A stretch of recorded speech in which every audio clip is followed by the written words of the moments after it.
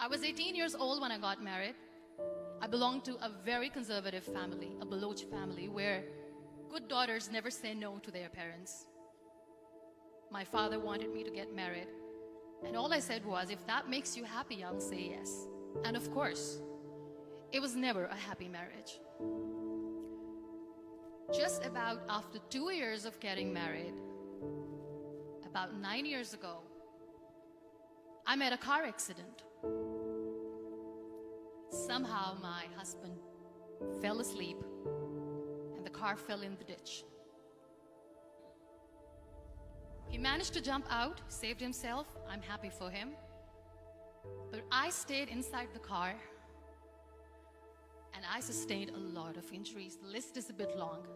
Radius ulna of my right arm were fractured. The wrist was fractured. Shoulder bone and collarbone were fractured. My whole rib cage got fractured. But that injury that changed me and my life completely was the spine injury. Many people came to rescue. They gave me CPR. They dragged me out of the car. And while they were dragging me out, I got the complete transection of my spinal cord. Those 2.5 months in the hospital were dreadful.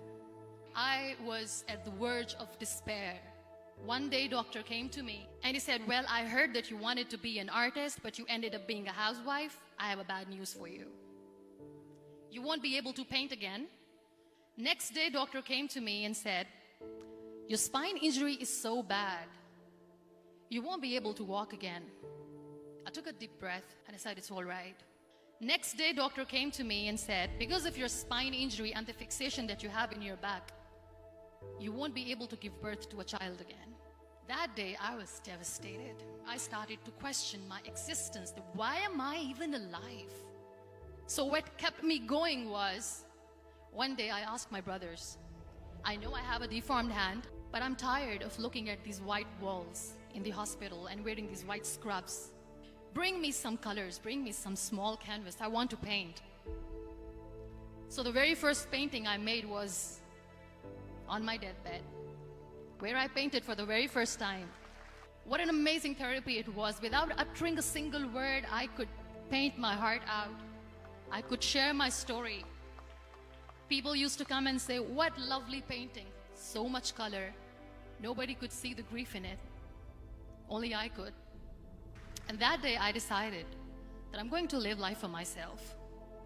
I am not going to be that perfect person for someone. I am just going to take this moment and I will make it perfect for myself. That I'm going to fight my fears. So I wrote down one by one all those fears. And I decided that I'm going to overcome these fears one at a time. You know what was my biggest fear? Divorce. But the day I decided that this is nothing but my fear, I liberated myself by setting him free. And I made myself emotionally so strong that the day I got the news that he's getting married, I sent him a text that I'm so happy for you and I wish you all the best. And he knows that I pray for him today. Number 2 was, I won't be able to be a mother again. And that was quite devastating for me. But then I realized there are so many children in the world, all they want is acceptance. So there is no point of crying, just go and adopt one. And that's what I did.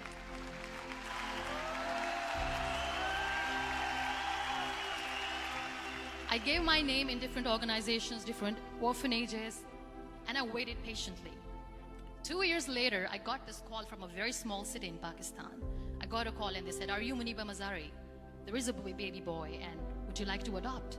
I could literally feel the labor pain. I said, yes, I am going to adopt him. I am coming to take him home. And that day, I was 2 days old, and today he's 6. You know, when you end up being on the wheelchair, what's the most painful thing? People think that they will not be accepted by the people because we, in the world of perfect people, are imperfects. So I decided to appear more in public. I started to paint. I have done a lot of modeling campaigns. I decided that I'm going to join the national TV of Pakistan as an anchor person. I became the National Goodwill Ambassador for UN Women Pakistan, and now I speak for the rights of women, children. I was featured in BBC 100 Women for 2015. I'm one of the Forbes 30 under 30 for 2016. So when you accept yourself the way you are, the world recognizes you. It all starts from within. We have this amazing fantasy about life. This is how things should work. This is my plan. It should go as per my plan. If that doesn't happen, we give up. I never wanted to be on the wheelchair. Never thought of being on the wheelchair. This life is a test and a trial, and tests are never supposed to be easy. So when you are expecting ease from life, and life gives you lemons, then you make the lemonade, and then do not blame life for that. It is okay to be scared.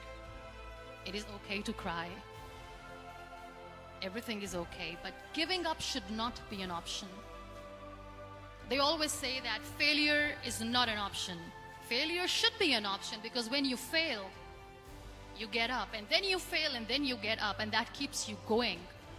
Embrace each and every breath that you are taking. Celebrate your life. Live it. Don't die before your death. Real happiness lies in gratitude. So be grateful, be alive, and live every moment.